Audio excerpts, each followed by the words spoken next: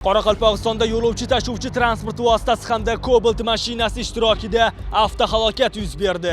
Holat joriy yilning 13-mart kuni Nukus shahar O'zbekiston Shoh ko'chasida yuz bergan bo'lib, yo'lovchi tashuvchi mashina odam olish maqsadida to'xtaganida uning orqasidan Cobalt kelib uriladi. Yo'lning o'ng tarafiga chiqib to'xtamoqchi bo'lgan vaqtimda izimdan kelib Cobalt avtotransport vositasi urildi. Natijada yo'l transportatsiyasi sodir etildi va mening ishimda yo'lovchilarga hech qanday jarohat olganlar bo'lgani yo'q. Faqatgina avtotransport vositamga moddiy zarar yetkazilgan. Dastlabki berilgan ma'lumotlarga ko'ra, avtohalokatga sabab deya Cobalt rusumli avtomashinaning yuqori tezligi ko'rsatilmoqda.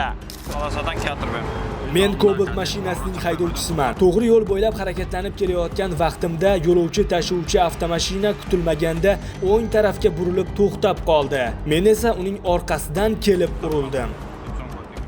Yuz bergan yo'l transport hodisasi bo'yicha o'rganishlarni olib borganimizda Cobalt rusumli avtotransport vositasi yuqori tezlikda kelib, avtotransportning orqa tomonidan urilishi natijasida yo'l transport hodisasi yuz bergan. Natijada hech qanday tan jarohati olganlar bo'lmagan va avtotransport vositalariga moddiy zarar yetkazilgan. Hozirgi vaqtda bu yuz bergan yo'l transport hodisasi yuzasidan surishtiruv ishlari olib borilmoqda.